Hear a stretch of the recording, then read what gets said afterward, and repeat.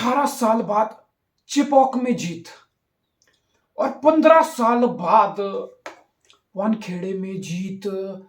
ये कुछ सिग्नल है जिसको तुम समझने की कोशिश करो कि इस बार आरसीबी कुछ अलग लेवल पे ऑपरेट कर रही है।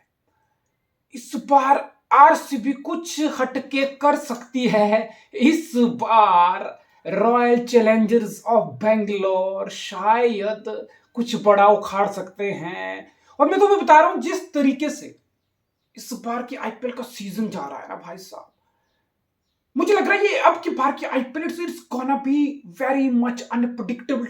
It has been so far और मुझे लगता है आगे भी बहुत ज्यादा आईपीएल अनप्रेडिक्टेबल रहेगी। और मेरे according if you ask me, अगर इस बार आरसीबी भी आईपीएल जीत जाए तो ज्यादा सरप्राइज मत होना, because finally RCB her playing like a team. अब फाइनली ऐसा नहीं है कि आरसीबी सिर्फ बैटिंग अच्छा कर रही है और आरसीबी की बॉलिंग में लूप होल है। बॉलिंग शानदार है तो आरसीबी की बैटिंग खराब कर रही है। बैटिंग में सिर्फ 2-3 लोग हैं जो आरसीबी को कैरी कर रहे हैं, बाकी कुछ नहीं कर रहे। नो, इस बार वो चीज नहीं है। और मैं सबसे पहले और सबसे ज्यादा क्रेडिट दूंगा रजत पाटीदार को। एक चीज होती है ना कि तुम एक अच्छे प्लेयर होते हो, तुम एक प्रॉमिसिंग प्लेयर हो और तुम इंडिया के प्लेयर हो, तो यूजुअली कुछ सालों से हर फ्रेंचाइजी में एक भेड़ चाल चली हुई है कि भाई ये तो अच्छा प्लेयर है, इसको कैप्टन बना देते हैं।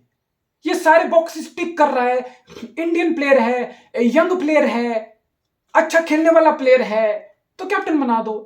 ऋषभ पंत को कप्तान बना दिया, केएल राहुल को कप्तान बना दिया, श्रेयस अय्यर को कप्तान बना दिया, मयंक अग्रवाल तक को एक वक्त पे कप्तान बना दिया, अक्षर पटेल कप्तान बना हुआ है। तो एक रेसिपी है जो हर आईपीएल फ्रेंचाइज फॉलो करना चाहती है। लेकिन KL Rahul as a captain 600 run का सीजन लगाता था, एंकर एंकर एंकर, टीम तो नीचे से बॉटम में फिनिश करती थी। ऋषभ पंत, कप्तानी से पहले का ऋषभ पंत दिल्ली में 40 ball 80 run, 50 ball 100 run, 20 ball 40 run, एकदम फ्री फ्लोइंग। एक ऐसा प्लेयर जो T20 में आके 15-20 गेंद में अपनी बल्लेबाजी से मैच को पलट देता था। अब कैप्टनसी वाला ऋषभ पंत देखा तुम लोगों ने? He looks lost, not just this season, for a couple of seasons at Delhi as well.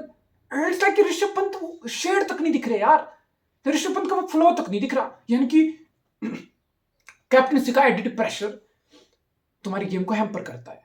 KL Rahul को अब देखो तुम, केएल राहुल दिल्ली की कप्तानी लेने से मना कर दिया बिकॉज उस बंदे को वो चीज समझ आ गई कि मैं अपनी गेम नहीं खेल पा रहा हूं, मैं अपने स्पेस में सही से खुद को यूटिलाइज नहीं कर पा रहा हूं, तो मैं ऐसे कप्तानी का क्या करूं यार। मेरी पीस ऑफ माइंड, मेरी बैटिंग जिसको मैं प्यार करता हूं, वो चीज, वो क्रिकेट में अच्छे से नहीं खेल पा रहा हूं, तो मैं इस प्रेशर का क्या करूं। साइड में रख दो captaincy and look at KL Rahul.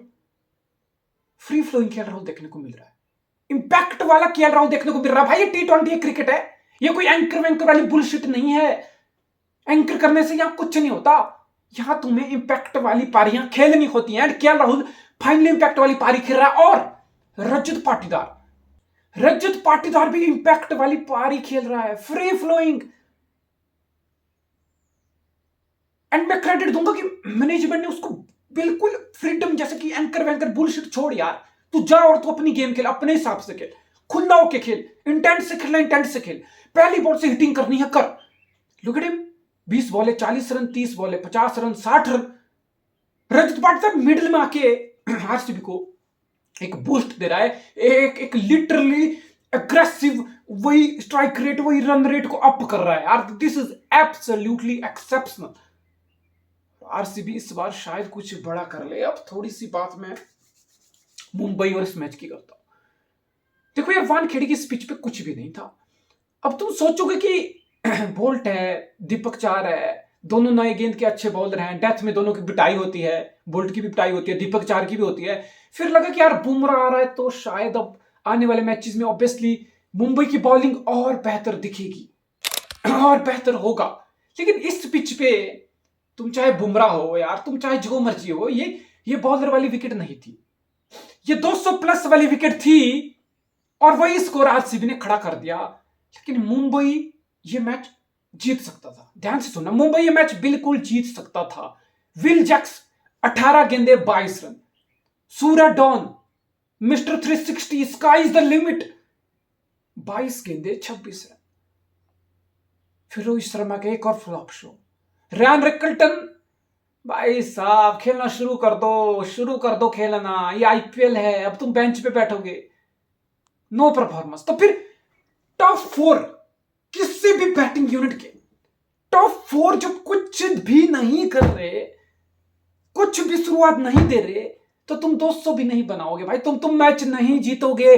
Doesn't matter Hardik Pandya 7 ball में 32 रन की स्टार्ट ले लिया।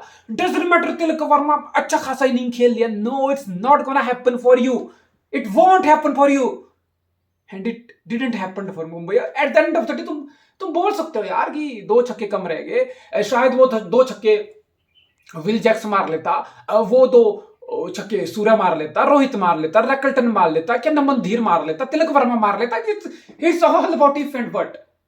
एक कहावत है स्पोर्ट्स में कि विनर सेलिब्रेट करता है और लूजर एक्सप्लेन करता है। So Hardik Pandya and Mumbai have a lot to explain because you are simply underperforming. जब मैं इस टीम की तरफ देखता हूं तो आई थिंक इस टीम में कुछ खास कमी नहीं है, बट फिर विल जैक्स, रियान रैकल्टन, 2 फॉरेन के player top of the order, you have to perform, you have to start performing, you have to start creating impact for your team. Rohit Sharma, अब रोहित शर्मा तो भाई 4-5 सीजन उतर गए आईपीएल में। रोहित शर्मा जैसे बड़े स्टैचर का प्लेयर, मुंबई का राजा, इंडिया का कप्तान, व्हाइट बॉल क्रिकेट का one of the greatest player, one of the great opener in the white ball cricket, वो रोहित शर्मा 4-5 सीजन से आईपीएल में कुछ नहीं कर रहा, नथिंग। तो फिर रोहित शर्मा क्यों खेल रहा है हर मैच मुंबई में? बिकॉज उसका नाम रोहित शर्मा है। शायद आने वाले वक्त में यही चलता रहा तो 2 मैच बाद, 3 मैच बाद, 4 मैच बाद there will be a point where coach, captain, mentor and management will sit and think, no man, enough is enough, let's give him a break. Because तुम परफॉर्म नहीं कर पा रहे हो यार। तुम तो कैप्टनसी के प्रेशर कुछ भी नहीं है यार। तुम्हें तो फ्री फ्लोइंग, मतलब you will wonder what's holding someone as good as Rohit Sharma back. What's pulling him back is definitely not in his space, not in his zone. Better ये होता है कि तुम you put up your hand and say कि नहीं भाई, अब मैं एक हफ्ता, एटलीस्ट एक हफ्ता में साइड हो रहा हूँ टीम से, 2 मैच जाएंगे, एक हफ्ते में 3 जाएंगे, I will be back after 10 days. I will restart it. Just give yourself little bit space, time to think and to refresh things up. Sometimes you need that. इतना कंटिन्यूस क्रिकेट खेलते हैं, it's not happening for Rohit Sharma and it's not happening for Mumbai Indians. Her bar 10-15 run तुम कम रह रहे हो, इसका मतलब है कि तुम्हारी बल्लेबाजी तुम्हें लेट डाउन कर रही है। 4 मैच में सिर्फ 1 जीत, और फिर सवाल और प्रेशर हार्दिक पांड्या पे आएगा। हार्दिक पांड्या खुद अच्छा खेल रहा है लेकिन टीम स्टेप अप नहीं कर रही, टीम परफॉर्म नहीं कर रही। तो फिर eight the end of the season अगर इस बार भी मुंबई टॉप 4 नहीं आता है तो back to back failure season under Hardik Pandya, बहुत बड़े सवाल खड़े होंगे और बहुत फिर जवाब ढूंढे जाने की कोशिश की जाएगी। मुंबई की ट्रेन डीरेल हो चुकी है। Mumbai are nowhere near they should be, they are performing heavily under the radar. But for RCB, man, many people didn't thought at the start of the IPL कि इस बार RCB तोड़ फोड़ मचा देगी, चेन्नई को घर में घुस के हरा देगी, मुंबई को घर में घुस के हरा देगी, 4 मैच में से 3 मैच जीत लेगी, उसमें से सिर्फ 1 मैच घर पे हुआ, 3 अवे मैच हुए। वाह यार, क्या परफॉर्मेंस, क्या शुरुआत।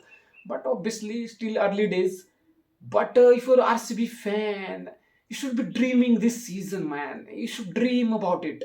You should dream about the title, trolling and all. Her season इस साल कप नाम दे, but maybe this should be the season जब finally RCB, who knows, it's early days, obviously it's early days, but RCB, they are giant killer this season भाई। 5-5 title वाली 2 टीमों को घर में घुस के हरा दिया RCB ने। So that sent a strong statement. We are here to do something which we haven't done in the history of the IPL, to lift the trophy.